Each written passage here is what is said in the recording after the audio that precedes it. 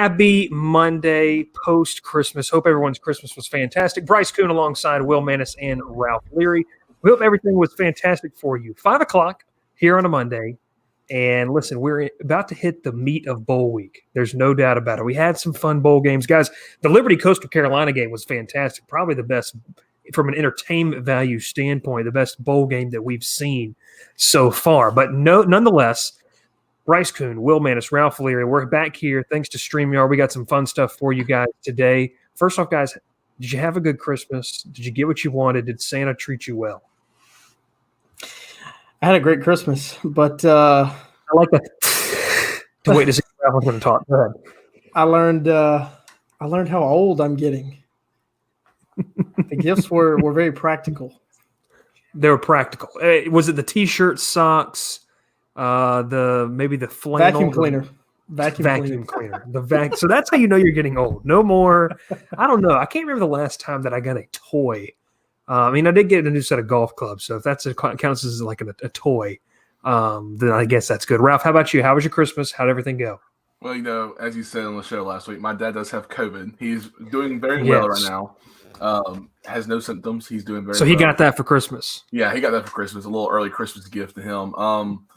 It was good. We spent a lot of time with each other, the whole family, with my dad like 6 feet from everyone else in the room. But, had a Zoom Christmas with the whole family. It's kind of different.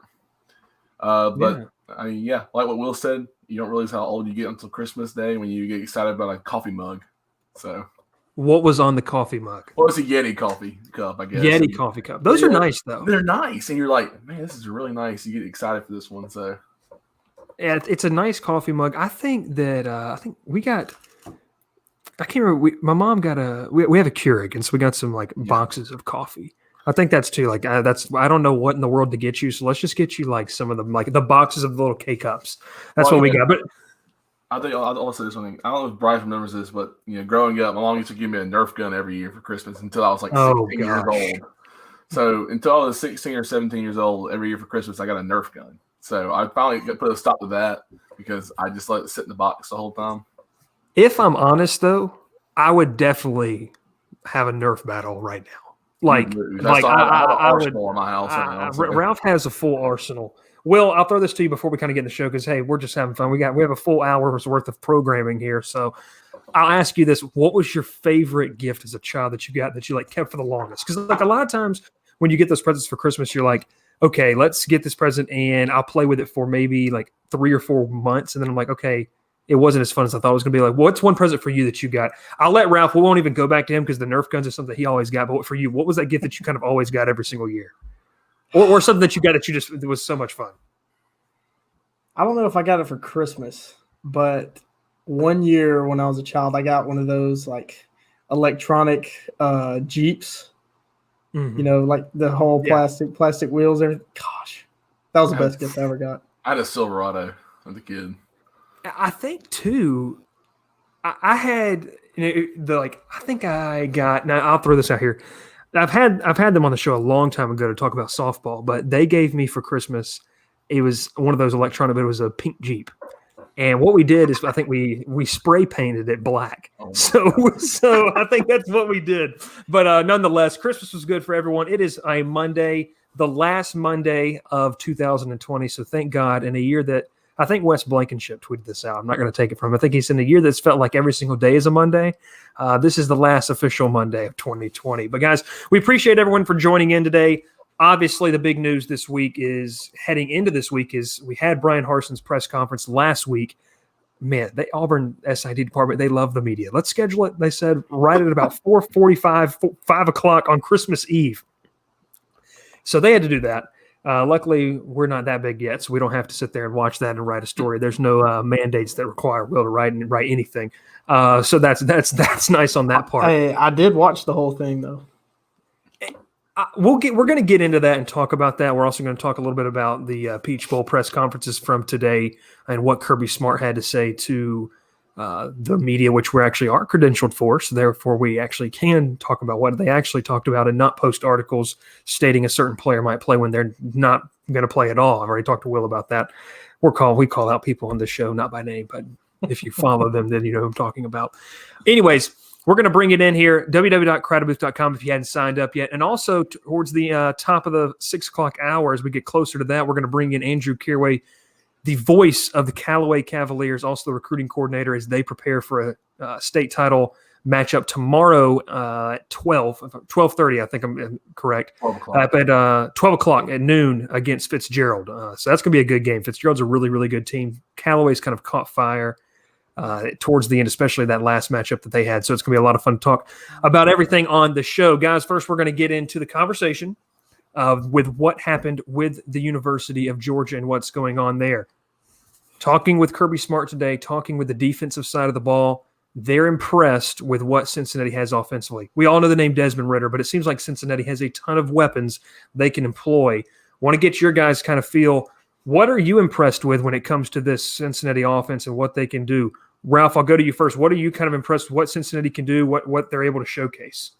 Well, I think really one thing is they can air the ball out, and that's big when it comes for Cincinnati is, when you have a quarterback who can scramble and throw it deep, you're pretty dynamic right there. You're going to dominate the field and all game, and watching Cincinnati a few times this year, I really haven't watched every game, but I've watched a good bit.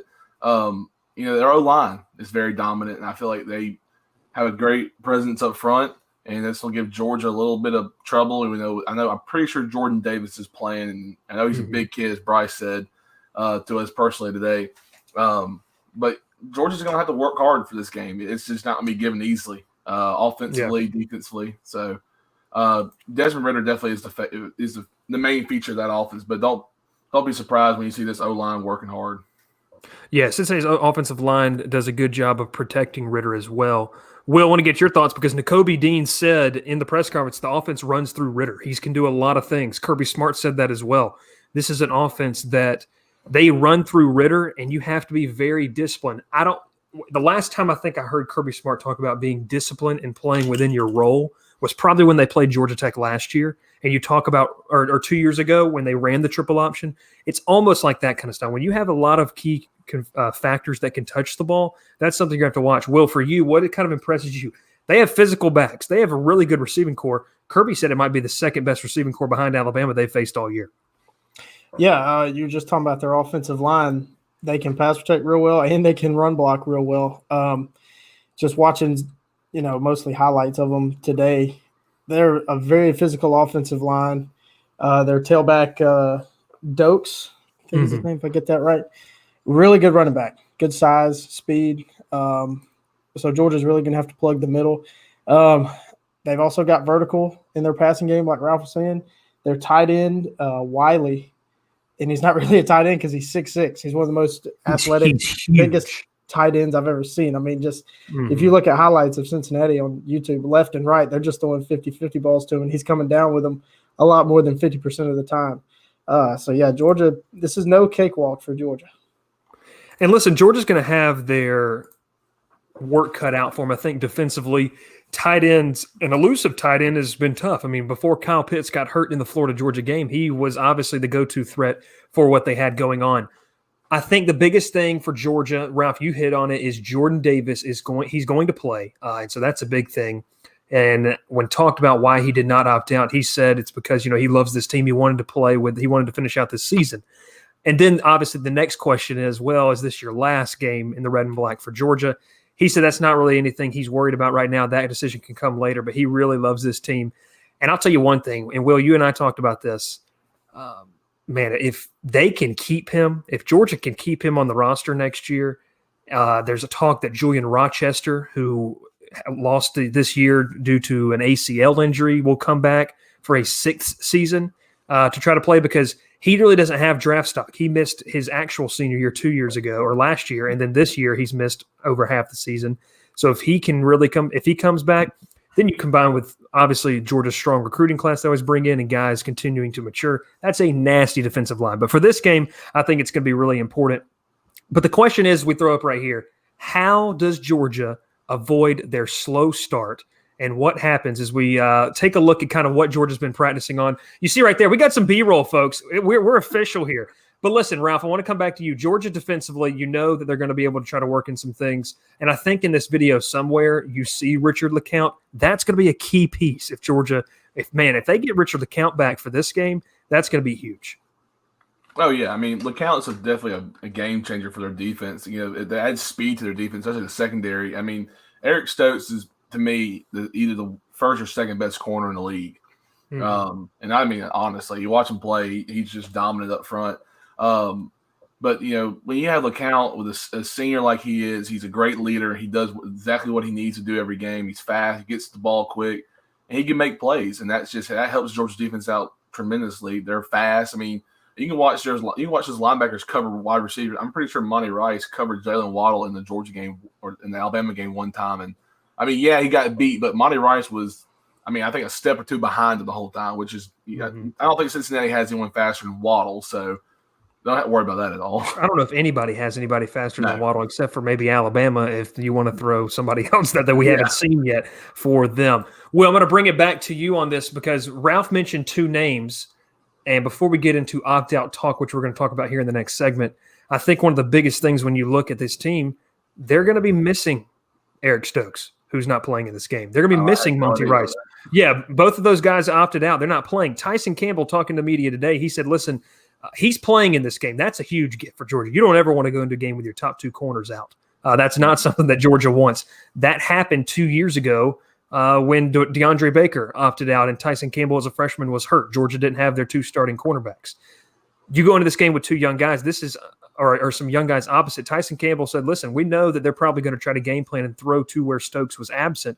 But how does Georgia avoid a slow start? We'll talk more about when we talk with Georgia's offense and JT Daniels tomorrow about what they can do offensively.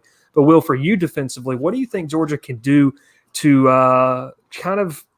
to not get behind the eight ball early? I think that's the biggest thing is to avoid those, with what Kirby Smart said today, those big chunk plays that you don't ever want to give up. Yeah, well, we talked about the balance that Cincinnati has. Georgia's got to try to find a way to make them one-dimensional, whether it's make Desmond Ridder by himself one-dimensional because he's a major threat running the ball, and kind of just staying out of the red zone early because that's where they like to go to Wiley.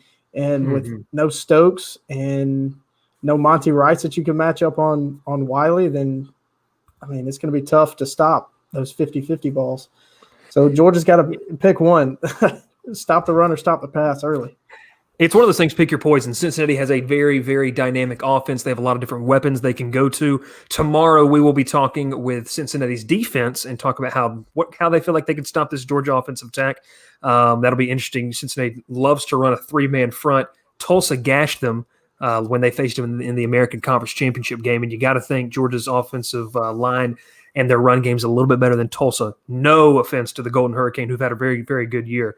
But I think when you look and see what they have there, Georgia has to feel good about their chances and what they're able to do. But you know that they're going to want to showcase JT Daniels and kind of show off why maybe Kirk Herbstreit said that he felt like Georgia was one of the top teams in the country when it came off of the playoff selection show, and why that this team post-Florida was a way different team than we saw earlier in the season. So it's going to be a fun matchup, no doubt. We're going to talk more about that as we lead up into game day. But that leads us straight up into our next topic of conversation. And I'll tell you one thing, guys, before I get into this next topic of conversation. One thing that's going to be really fun that we're going to be able to do when we switch topics of conversation is we're going to be able to throw in a commercial starting next week. So that's going to be a lot of fun. We get to announce that next week. That's going to be a lot of fun as we'll have some actual commercials on the show. But we bring it here. How will opt-outs affect bowl games? That's going to be a ton of fun to watch and kind of see what happens. Will, once your perspective, you kind of went through a list of all the opt-outs for the bowl games. What do you think? How are you feeling that this could be potentially affected? Georgia has some opt-outs. There's a lot of guys that are coming back and playing. Kirby Smart went on record and saying, these guys are not playing, but we're not worried about that. 2 years ago against Baylor or against Texas, that affected Georgia. Justin Fields, who was in the transfer portal, he traveled on that trip. DeAndre Baker, who didn't play, traveled on that trip. Instead, I think what Kirby Smart did, which was a smart thing, and other coaches are starting to do, is say, "Listen, we love you guys, but stay at the team complex, stay at the school, work on your stuff. We got to bring our guys, and we got to focus on what we got to focus on." And I think that's why you saw Georgia kind of waltz over Baylor last year, and more kind of what they thought would have happened against Texas. But for you, Will, what are you seeing? How are opt-outs going to affect kind of the New Year's Six slate, and what are some notorious, some big name dropouts of these games? Yeah, so I'll start with the Peach Bowl, I'll start with Cincinnati because they don't have any opt-outs as of today. But Georgia, we talked about Eric Stokes opted out, Monty Rice opting out. Ben Cleveland has also opted out, the guard for Georgia's offensive line.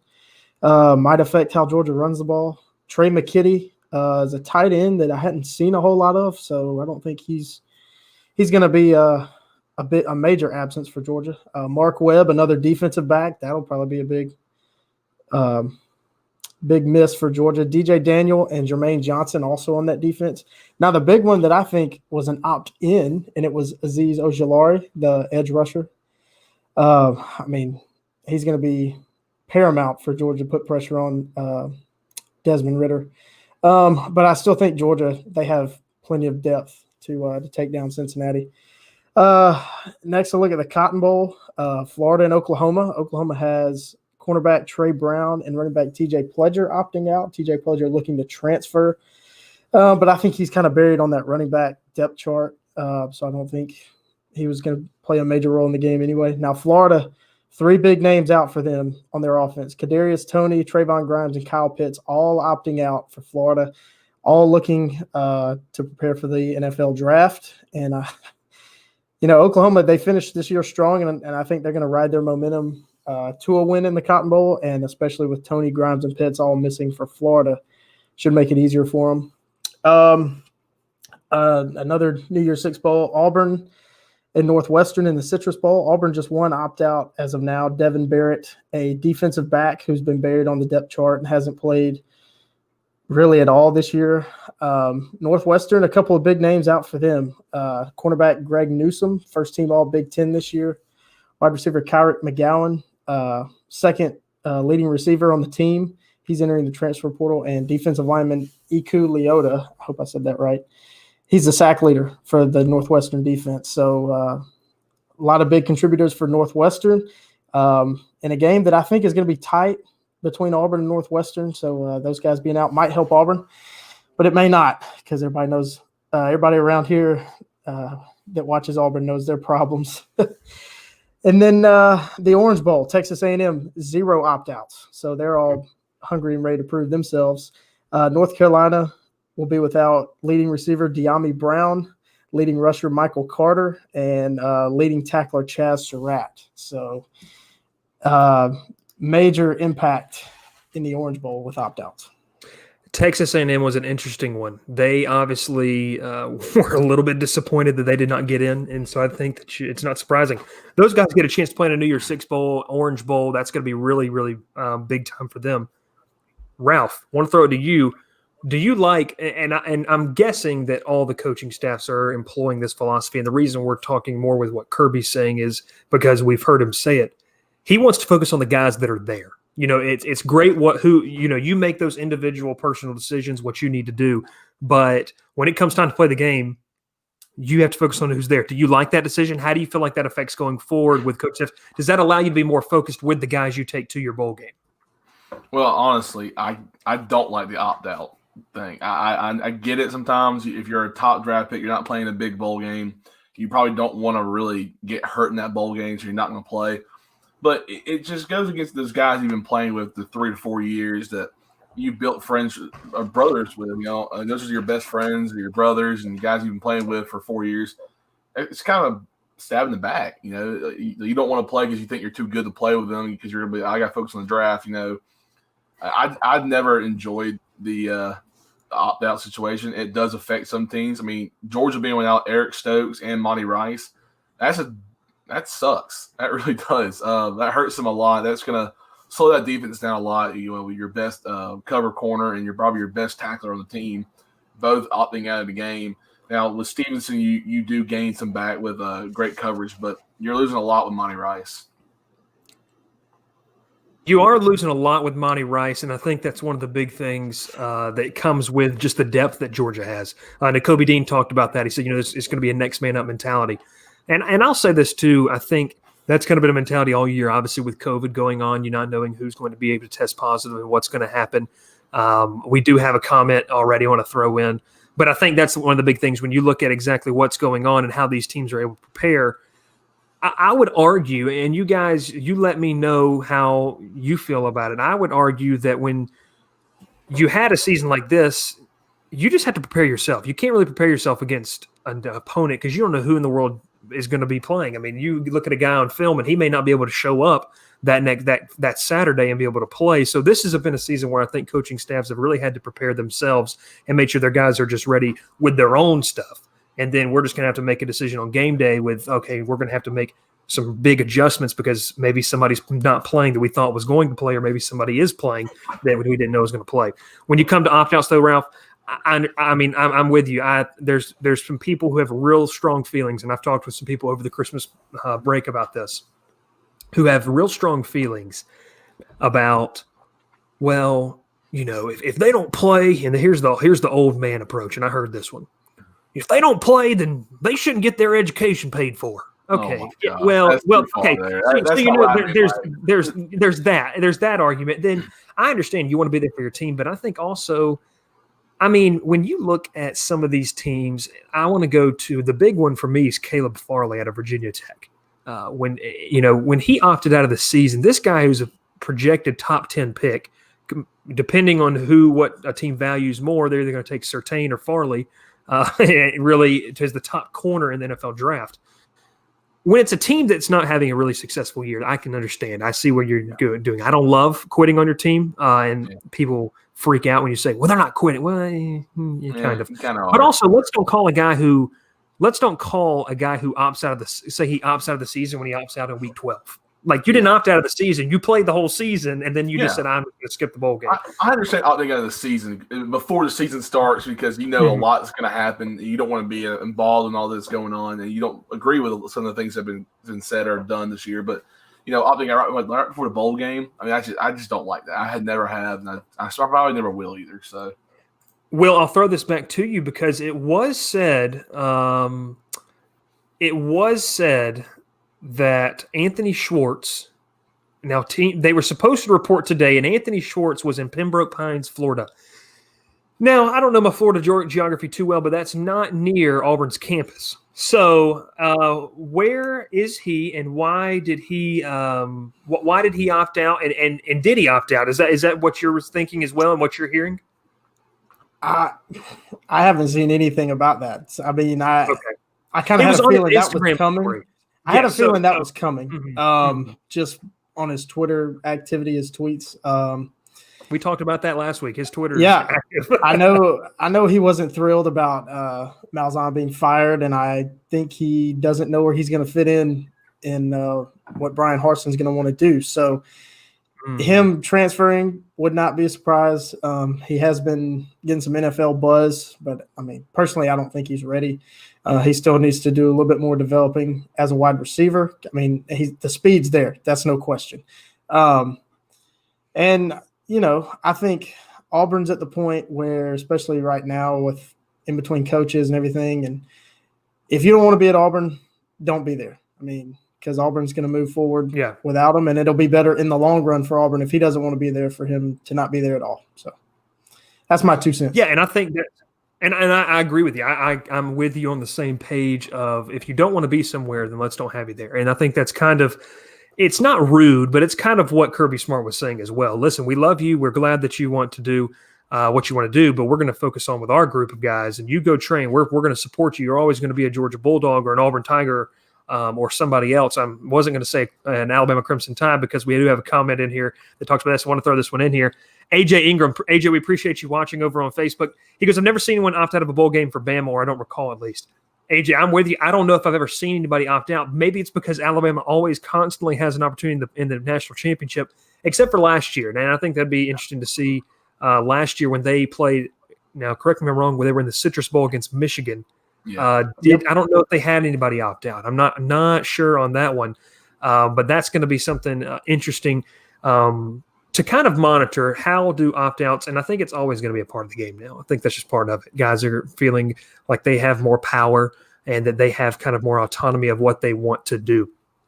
Will, besides Auburn, you named off a bunch of guys.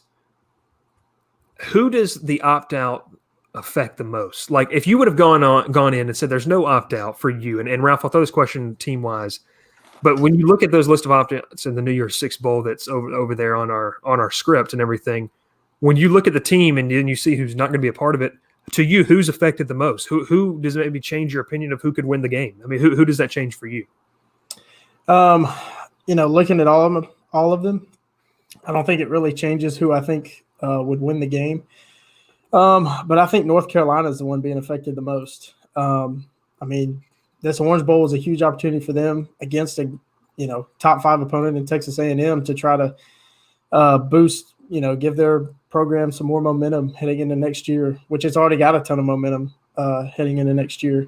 And to see all their top tacklers and receivers and running backs just opt out really hurts their chances of beating a really good Texas A&M team. Ralph, we'll bring it over to you now. Who do you feel like is maybe most affected by these opt-outs, and who could maybe, let's say you had them as a heavy favorite and now maybe they're not as favored because they don't have some key guys playing for them? I'm going to sling it back to Georgia again, just because I know that a lot of people probably will overlook the Cincinnati team for the sheer fact they're not as good as Georgia probably. And I'm saying this because I'm the Group of 5, guy here. I love the Group of 5. I think the Group of 5 deserves a little more respect, especially Cincinnati. Georgia losing probably their 2 best defensive players in their team. And if LeCount plays, which I believe he will be, if he doesn't play, you're really going to struggle at Georgia on defensively. And I'm saying that because that's 3 of the best players in the country, honestly, and maybe not top 3 players in the country, but they're up there. But that gives Cincinnati's offense a lot better chance of making plays and scoring more points against Georgia, unless Georgia just decides to outscore them, the whole game. I think one of the big things too, when you look at what Georgia's missing defensively, you talked about LeCount. If he comes back, that is obviously a breath of fresh air. Eric Stokes to me is going to be the big one. I think that they can get away with Monty Rice and Georgia's linebacking core is pretty deep. But when you lose a top corner like Eric Stokes, and we've talked about he's a really good player. I know a good friend of ours, Wendell Barfield, as well, feels like he's one of the best that there is. And obviously behind that, Farley and Surtain, those kind of top 2. It's a guy who may be able to sneak into a first-round pick. We'll see. But we want to go across the Chattahoochee now. We want to go across the Chattahoochee. I'll say it again because I got this comment coming I want to throw in here. And we'll take some time for it because we still got a little bit before our good guest comes on. AJ, we're going to bring you back in here. If you thought Coastal belonged anywhere near the top 5, you're crazy. AJ, I will second that. I will third it. I will fourth it. I will fifth it. I will take it to a scientific notation power because I believe you are completely correct in every single form or fashion. This is my argument against that. And we talked about the argument. We talked about kind of, what in the world is kind of, what in the world is the committee thinking? We talked about that last week. Closing comments on this, and we're not going to beat a dead horse with it. I think when you kind of see, you have to say that Coastal Carolina, which this year was the top of the Group of 5, we all can agree on that. Okay, but you're not playing the bottom of the Group of 5. You're playing the top of the Power 5. Or top, not playing the bottom of the Power 5. You're playing the top of the Power 5. So you're trying to make an argument that Coastal Carolina is on the same level or wavelength as Alabama, Clemson, Ohio State, A&M, Georgia, Oklahoma, and Florida. I'm not going to buy that. You can take me all the way to about Iowa State, and that's where I may feel comfortable in Coastal Carolina challenging one of these teams. So I think that's just been a big thing. Hey, real quick though, Louisiana did beat Iowa State, and Coastal did beat Louisiana. So yeah, and every once in a while, blind squirrel finds a nut. So I think that's a good it's a good argument. Consistency though, AJ, I'm with you. I don't think that they belonged anywhere near the top 5 ranking or the top 4 to get in that playoff. We'll talk about that, but Will, we want to throw back over to you, Auburn. You had some comments. You and I talked just a little bit. Talk to me just briefly. How did you feel about what Harsin had to say on Thursday, kind of the vision? We're going to get more into conversations later this week and into after post-bowl game when it kind of gets a feel of who's going to be hired. South Carolina made some hires today. They brought in Will Friend. Bobo is going to be retained. But for you and Auburn, what were some of your takeaways? So very exciting, kind of putting on my Auburn hat now. Very excited about Brian Harsin coming in. And mainly just for the fact that he's a total outsider. I mean, Auburn hasn't really had a total outsider as a coach probably since Pat Dye in the early 80s. Of course, he was a Bear Bryant assistant and played at Georgia, so he'd been in the SEC. But Harsin, true outsider, no SEC ties at all. He's a real football coach. He knows X's and O's.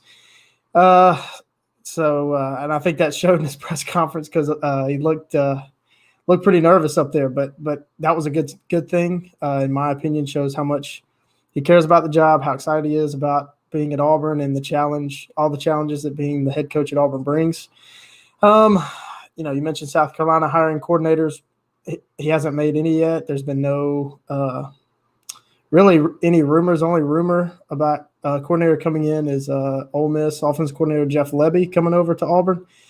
But there's nothing more. It's really nothing more than a rumor at this point. But Harsin, and that'd be different for Harsin too, because Harsin's like a true multiple guy. He likes his quarterbacks under center. He plays power run football, which Auburn is what they're really known for and kind of got away from the last couple of years.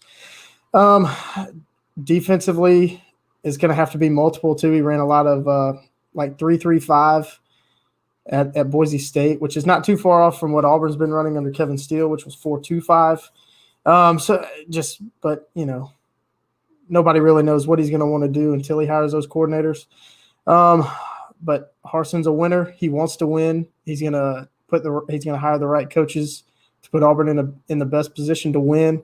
He's going to recruit as well as he can to win, which that's really the biggest question mark of all, is how well can he recruit? It's just kind of my initial thoughts.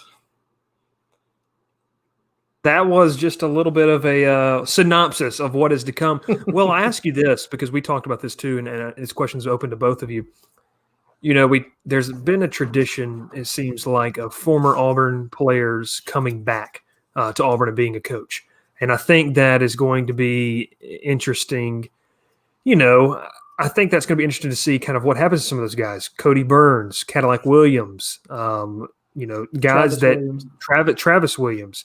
I think those are guys that, they're Auburn guys. Now, you and I talked about this, and this is where the part where I'd love to hear from Auburn fans on this, because I'd really, really like to know what you think, because you want a change of scenery, a change of culture. Well, sometimes that means you got to flush out everything and start over. Now, that seems like kind of what Auburn may have been forced to do, because they did indeed have to go way outside the box for their head coach hire. But when they bring in this new person, Brian Harsin, you would think he may just overhaul everything. I mean, he may just bring in a fresh new staff. Listen, Cadillac, Travis, we thank you for everything. You're always going to be great Auburn men. You can come back on Alumni Day, but we got to build a brand new culture stuff. I mean, we got a brand, and there's nothing wrong with those guys. You talk about there's some underrated recruiters. I'm gonna be honest with you, I don't know how good of a running backs coach Cadillac Williams is. That's like all the Braves fans that want Chipper Jones to be the hitting coach. I mean, he's a great hitter, but can he coach? Or would you rather just hunt? I mean, you know what I mean? It's one of those things. So talk to me on this. Do you think it's a situation where obviously there's still got to be some fleshing out of what we see from the coaching staff? Is there a real scenario that none of these guys are retained, and it's a fresh new voice and it's a fresh new staff, that coaching room sees new faces all the way around? Yeah, absolutely. Brian Harsin is present for bowl practices that are going on right now, so he's getting a look at how these guys are on the practice field and how they are in meetings. So I think Harsin's approach is going to be, are you a good coach and a good man, good recruiter? First and foremost, if you're an Auburn guy, that's a plus, but that's not a requirement. I think it's interesting to see. Man, I got to hit that unmute button. We got to get an intern. There is no doubt about it. We have to get an intern present here with me holding the mic, the mouse. Listen, I can just talk. That's what I'm good at. If someone else can press buttons and go to different camera views, that's great. So I'm producing and hosting here. So we're doing a good job, though. But listen, guys, there we go. I think that begs the question. I mean, there was some rumblings of maybe Travis Williams getting looked at by some other schools, and why not? He's a great recruiter. They keep him within the Southeast. He's got a lot of relationships. That's really good. I think, having a little bit of experience on the Georgia Tech side of things, Tashard Choice is a very similar hire for Georgia Tech that Cadillac was at Auburn.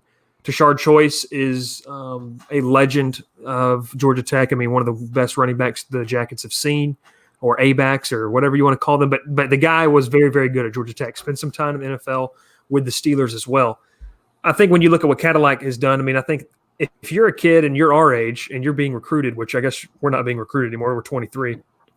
But if you were fortunate to watch those 2004 Auburn team and you were able to see, man, like that who'd be my position coach would be Cadillac Williams, like that's pretty cool. So I think it'll be interesting to see kind of what they do. We're going to bring in another question here.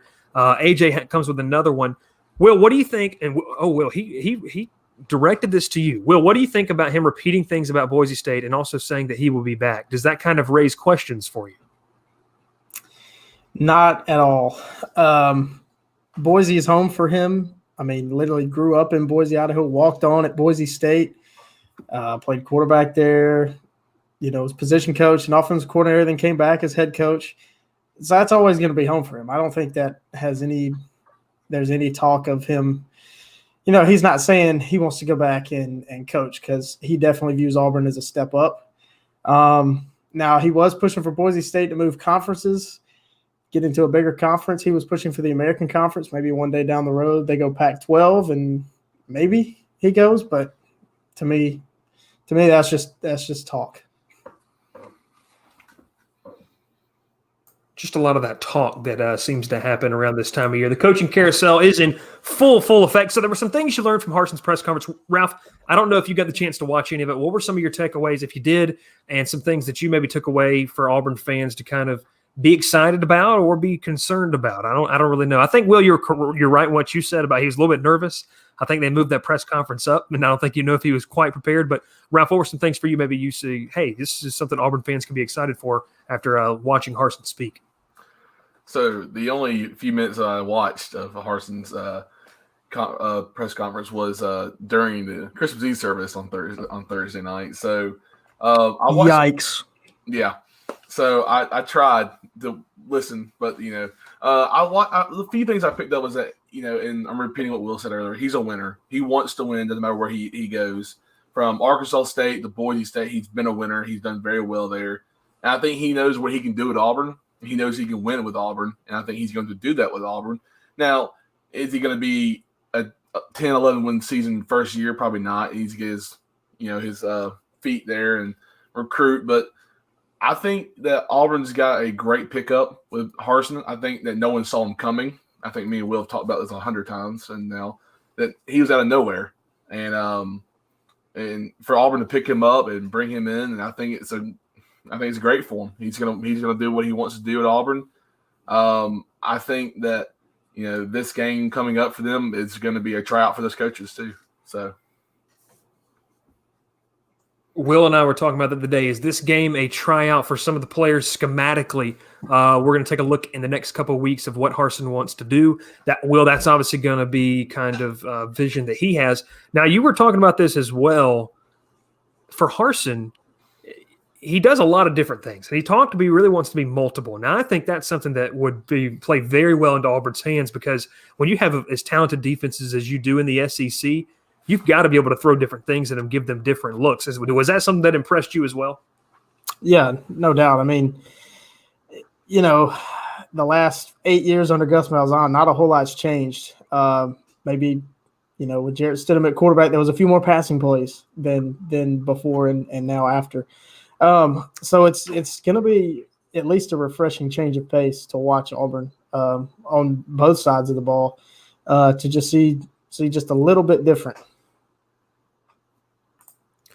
Auburn will definitely look differently on both sides of the ball. We're getting ready to bring Andrew Caraway, the voice of the Callaway Cavaliers, here soon. And, guys, as we lead into some of this high school talk, as Andrew gets ready to join the show, it started today, first off. Obviously, a lot of eyes of Georgia fans were watching Brock Vandegrift and Prince Avenue. But, Ralph, I think you texted, and listen, I'm not even saying this in the least bit of any type of, facetious way at all. I'm being dead serious.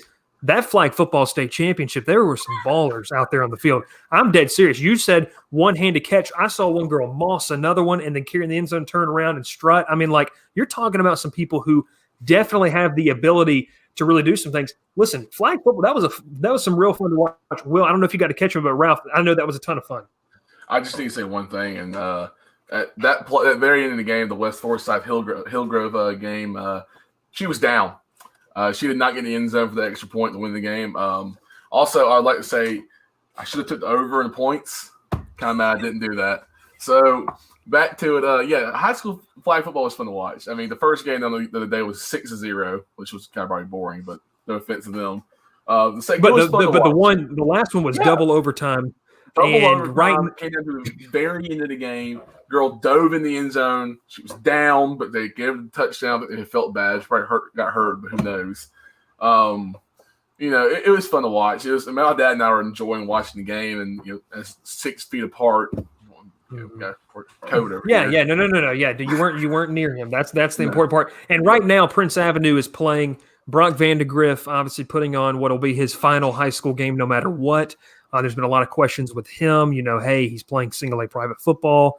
Will still has nightmares of Kyle Frazier, so is that going to happen again? But what right now is going on as we get ready to bring Andrew here and quickly, Ralph, what's the score of that game actually? How's that looking if you're a Georgia fan and you're watching? Georgia should be excited. Prince Avenue is up 27-14 right now in the third quarter. I have it on my TV right now because I am watching. But Brock Vandegrift, multitasking. Oh yeah, Brock Vandegrift, he's the real deal. I mean, I haven't watched him play once this year because obviously I don't live in Athens, and I'm not traveling to Athens to go watch a high school game. But he's got a great arm. He knows what he's doing out there. I saw him run a little bit. Now he does have a hurt knee. I heard he will get surgery on it this week. So with that, Georgia loves his knee injury. Yeah, well, that scares Georgia fans. Probably they shouldn't be scared. It's just a PCL injury. It's nothing too serious. That's why he doesn't kick apparently because he goes, "That might hurt my ACL." I'm like, okay, but yeah. So don't be scared, Georgia fans. I know it's single A private football, but the kid's a baller. And it sounds like he's the only athlete at his high school. Hey, now there's a 5'8" wide receiver who is signed to Troy. Okay, don't you hate on him? There you go. It was a matter of time. Hey, he put some kid on skates. On a punt return, all right? Hey, like all right, we're going to bring Ralph. You just said it's single A private. Hey.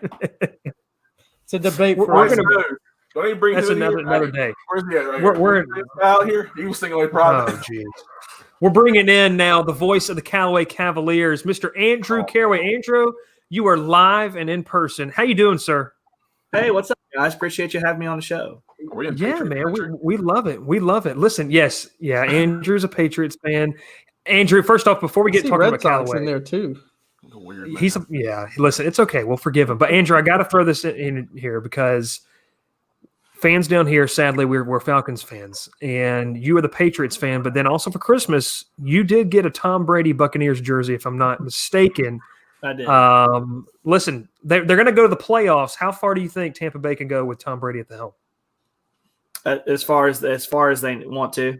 I mean, just whenever they get tired of playing, I guess. Exactly. I think Green Bay's playing really well right now, obviously. NFC's loaded, man. I mean, the Saints are playing really well. The Packers are playing well. Seahawks are playing really well. And you've got 4 of arguably the best quarterbacks in the leagues right there playing. I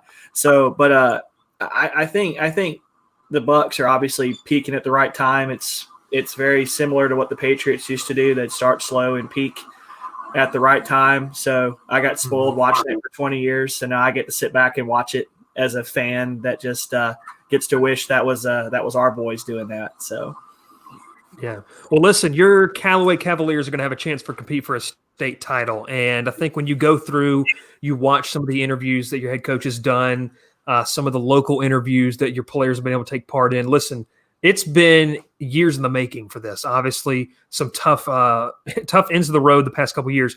What does it mean for you to be able to see this team as a broadcaster covering it, and then you knowing some of these guys who are seniors that have gone through the heartbreak over the past couple of years of trying to get there? Man, what's it like to see these kids, the excitement throughout this past week and going into tomorrow?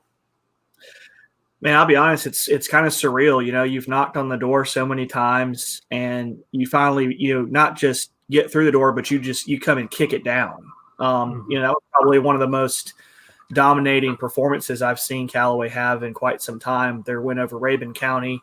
And there's no question how talented they were. Gunnar Stockton, everyone knows who he is. They had a receiver, Adriel Clark, who had 28 TDs on the season, a state record. So really good football team. But I tell you, it's incredible to see. this team is so resilient. The senior leadership's fantastic. The coaches, Coach Pete Wiggins, I mean, there's no one that deserves this more than him. And I'm just thrilled. I'm just thrilled that they have this opportunity tomorrow. And I'll be honest with you, I know that we're all excited to be here, but I tell you, there's still one more game left to be played, and I know they're really, really hoping they can seal the deal tomorrow. And what's it like having to wait?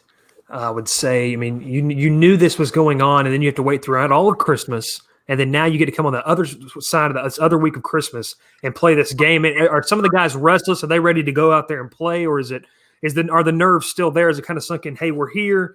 We've known for about a week we're here, and let's just go out and play this game and let's win this. Well, I mean, I'll be honest with you. Like, for me personally, and then I'll tell you about the team. So, like, for me, I felt like I was going to throw up the whole day we were playing Raven County. So, I've just now gotten that feeling now. I feel the same way. Just nervous and excited at the same time. And I know the team, it almost kind of has like a preseason camp vibe where you're just tired of hitting each other and you're ready to go play. You know, even though you played, 7 or 8 days ago, it's just you've been practicing, and then you finally, you're here in this big moment. You're kind of ready to go, take the field and hit someone else that's not someone on your own team. So, but they've been working hard. The Christmas holiday obviously is something different. Everyone's having to adjust to that. There's no formula for adjusting to practicing over Christmas. So the only template you can go back to is we've practiced a lot over Thanksgiving.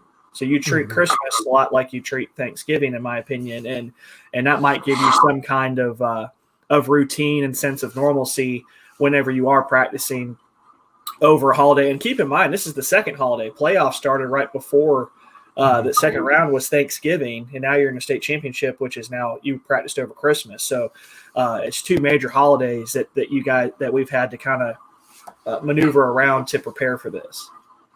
I'll ask you this too, and then open the floor for the other two guys to ask questions. It's been a long season. We talked about it today with some of the college coaches in this past week about what it means to have the opportunity to play in their respective bowl game after everything that's happened this year. For you guys, you had to overcome some certain obstacles with whether it was having to take a week off or maybe losing some players due to test or something like that, or having the school shut down or something like that. Now, what does it mean in a year like this? And I don't want to harp on it too much because 2020 is almost over. It feels like that's all you hear about and all you people talk about. But for you guys to be able to hit this moment back in August, when that's obviously the goal, and then you feel like you're fighting another opponent in COVID. What does that mean to Coach Wiggins, to these players, and then to you? I mean, as a broadcaster, you didn't know if you were going to be able to call some high school football this year, and man, now you're on the cusp of calling a state championship victory. So, I mean, how does that feel for you and some of these guys? It's special. There was a lot of people, including myself, that had doubts early in the preseason that we'd even get to play football because everyone was freaking out. No one really had an idea of what to do, what was the safe way to do it, what was the good protocol to use. I think Troup County school systems did a fantastic job with their COVID protocols. I think the GHSA did a great job as well. And obviously, you go in, all scrimmages were canceled. So Callaway obviously didn't get an opportunity to tune up for the season, as did every team in the state. GHSA moved the season back 2 weeks. So you lose 2 games with Opelika and Dothan. Just because they started on time and GHSA went back 2 weeks. So you obviously just schedule-wise couldn't make those games up. And each week you're just waiting for that dreaded phone call of who's getting contact traced or who may have a positive test, and that can really throw a wrench in your game plan too. You may plan for a kid all week and then you're told on Friday at 3:00, hey, he's not available, or you going in each week to practice and you may have 10 kids out here or 20 kids out here, and it's hard to build consistency. I mean, I think it's pretty public knowledge at this point. I think Callaway played a game this year against Bremen, and they had 33 kids in quarantine. So it's been a season of overcoming obstacles, accepting the challenge in front of you, and doing everything you can to overcome it. And I think this team's answered the bell over and over again. It's been remarkable to watch. Well, Andrew, I want to clarify one thing. And we saw Callaway play Lovett, and we saw Charlie Dixon do what he does best. And this whole season, he's been kind of injured, had some fights and injuries. I think he had one I think it was turf toe, if I'm not mistaken there. He's really turned it on the playoffs. I believe he's had 8 touchdowns in these last 3 games. What do you expect from him in the state championship game? Yeah, he's had. You talk about overcoming things. Charlie Dixon, he's really had a season of trying to overcome some things as well. He had the little turf toe issue, and then he actually got quarantined for a couple of games as well. So he kind of went through a month where he didn't get to play a whole lot, and now we've got him back. He's good to go, and man, he's just been unbelievable in these playoffs. Some huge, memorable signature runs. Big. Obviously, everyone remembers the touchdown against Thomasville, the big 97-yarder that kind of put that game away, and then the big exclamation point against Rabun County from 70 yards out that kind of allowed the Callaway Nation to exhale, including myself. It was 34-10, and I'm sitting there going, no lead safe with a guy like Gunnar Stockton at quarterback. And when you see Dixon break loose and punch into the end zone, you kind of were able to kind of take a breath and be like, wow, we're going to the state championship game. So, but as far as tomorrow, obviously Charlie's, he's obviously a big key to this offense. I mean, big running back, 6'3", 235 pounds, runs the ball really, really hard. And I know he's definitely going to be a key to tomorrow, and obviously I know Callaway, just like Fitzgerald, they want to be able to run the football, and Charlie Dixon will be really important for that. Andrew, tell us a little bit more about Fitzgerald and how Callaway can beat him. Fitzgerald's really good. They were ranked number 1 for a lot of the season. Callaway was ranked number 1 for a time being until they fell to Haralson County. About midway through the year, and then Fitzgerald took over that number 1 spot. They're a really good football team. I mean, they're undefeated. They average, I think, 36 points per game, only allowing around. So they're putting it on some people. And they've played a really tough schedule. There's no doubt about it. One of the toughest schedules in the state of Georgia. And they're an explosive team. They like to run the football. They average around 210 yards a game on the ground. They throw for right around 124, so really good. Obviously, about a 2 they want to run the ball 2 out of every 3 times, kind of is what you're seeing here. So about 66% of the time, and they do a really good job. I mean, they're physical, they're hard nosed, tough defense. And this is a team, they faced each other recently. Callaway played Fitzgerald last year in the second round of the playoffs, and were able to win that game, I believe, 50-31, but. Obviously, that Callaway team was different. You had Tank Bigsby and some other guys. It was a kind of a different type of offense, and Fitzgerald was a different kind of team. So I don't think there's a whole lot, from that matchup that you could probably take into this game as far as from X's and O's standpoint, because obviously Fitzgerald's a different team, Callaway's a different team with different personnel. But Fitzgerald, obviously, if you look at the numbers, they want to run the football. They got some really good playmakers. Mario Clark. He's got 1,145 yards on the ground, 28 TDs, really explosive guy for them. And then they got a kid named Chance Gamble, and he's kind of like the Jalen Shepard of their offense, like Champ Bailey type player who, he receiver, can play quarterback, can play defensive back, kickoff return, punt return. He's a really, really good all-around player. So obviously the Cavaliers know that it's going to take a heck of a performance tomorrow night or tomorrow afternoon, excuse me. And Fitzgerald's the real deal, but I feel like the Cavaliers are a pretty good team too. Listen, Andrew, we appreciate you coming on and talking about this. Listen, I know that the biggest thing for Callaway is you get that offense rolling and you get some of those players going. You talked about, I mean, it's not only just one player. I mean, everybody's going to get involved offensively and, man, defensively. For people, obviously, we've been to some games. We kind of know who's to watch. But for people watching who maybe don't know or may watch this tomorrow before the game, what are some names that you're going to be calling that maybe they need to keep an eye on? Because listen, folks, he's also the broadcaster, but he's also the recruiting coordinator. So he's throwing the game tape out there and sharing it as well. What are some guys that will be playing their last game no matter what happens for Callaway that are going to get beyond this year? Yeah, Demetrius Coleman. I'm going to call his name every snap on offense. He's the quarterback. He's the leader of this offense. There's no one else I'd rather have under center than Demetrius Coleman. He's started 12 or 13 playoff games. He's started as a quarterback as a sophomore back in 2018.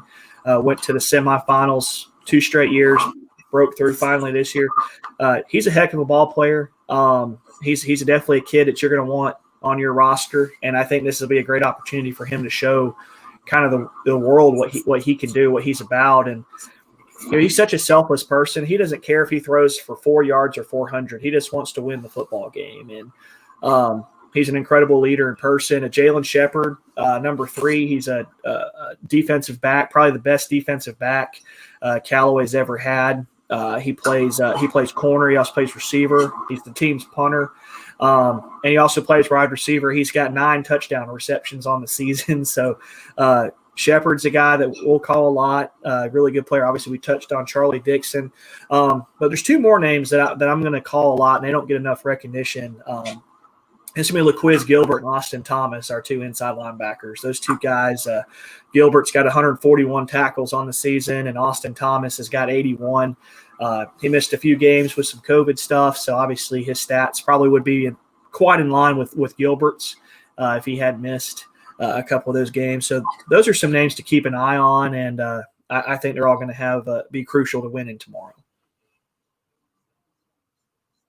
Well, listen, Andrew, we appreciate it. We know we're going to get to hear your call tomorrow from Center Park Stadium. Listen, I can't wait to hear. Is it going to be Cavs win, Cavaliers win, or Callaway wins? What are we going to get?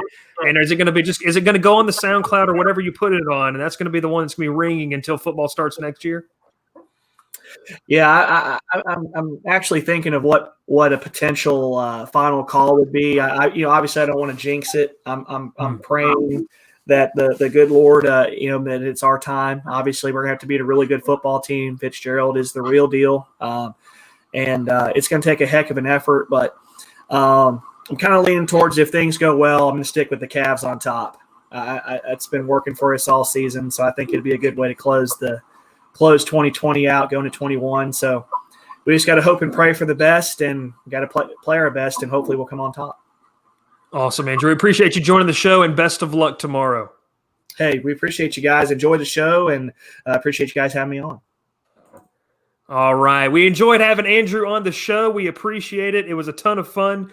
And listen, guys, Callaway's got a talented team. We saw them regular season. We saw them postseason. It was a ton of fun from just a vantage point of watching on the field. I mean, they have a ton of weapons. We have 3 minutes left here, 2 minutes left. We're going to sit here. We're going to talk about what's happening on the diamond real quick because, listen, the hot stove, which had been pretty room temperature cool for the most of Thanksgiving and everything beyond until Christmas, has heated up with the Padres. And listen, that front office is aggressive. They get Blake Snell last night. I love what the Rays got, though. The Rays continue their mode of selling high on arms that they don't know. They know they're not going to be able to keep long term. And instead, they get a right-hander in Luis Patino, who is, listen, if Glasnow can go to Tampa Bay and turn out to what he is, if Patino can do that as well, they maybe have a better rotation than we think than going into next season. But Darvish to the Padres is getting closer and closer as we speak. John, I'm not even going to mention the man's name because Josh Brown does not like any of the writers, so we're not going to say that. And he has texted me one time when I did point out one of the writers. But I want to come back to this. It looks like it's going to be about a 4-for-2 deal if it goes through. And the 2 heading to San Diego are going to be Yu Darvish, and obviously Yu Darvish, and then his personal catcher, former Atlanta Brave farmhand Victor Carantini. Which would be he was a Brave. Yeah, former Brave farmhand. So if Carantini goes as well, you're looking at 4 of those to come over. Now let's say, because some people are saying, well, maybe Chris Paddock comes back to Chicago. No. I don't know. I don't know. But let's say he doesn't. The 2022 rotation, if Darvish is there, okay? Darvish, Snell, Clevenger, Lamet, and Paddock. Pretty good. Pretty good. Pretty good. Now, listen, we'll see what San Diego's got a ton of money. It's they seem to be spending it on the pitching. Braves fans are complaining still. I don't understand why, because you were one run away from making the World Series, 1 game away. It's okay. A couple of times. It's all right. A couple of times, but that's all right. But Darvish to the Padres appears close. Hey, maybe by the time we go live on Wednesday, that will be a done deal. We'll talk about that one. But listen, 6 o'clock hour, it's over. The show's over. We appreciate it. 1 full hour. We talked about the Dogs. We talked about the Tigers. We talked about bowl opt-outs. And we had Andrew and the Cavaliers being a little bit recognized today as well. Tomorrow, 12 o'clock, you can catch that on Georgia Public Broadcasting TV. You can also catch it on the NFHS network as well. So throw that one in there. It's being broadcast on that. Or you can head over to Andrew Caraway's Twitter page. He'll have the link posted there for the radio call if you want to listen to a little bit of a local flavor, a local voice calling the Cavs, which we hope is a win. So, Andrew, we appreciate you coming on. We loved it. For Will, for Ralph, for myself, do what it says at the bottom of the screen. Sign up today at thecrowdedbooth.com. We appreciate it. We hope you have a fantastic Monday evening. And listen, Wednesday, we're going to be previewing some of those bowl games, giving some predictions of what's going to happen. And as we talk more and more, we're going to hear from Coach Smart and the Georgia offense tomorrow, including what Will calls the loose cannon JT Daniels, whether it's on the field or behind the microphone. We appreciate you watching, everyone, and thanks for tuning in.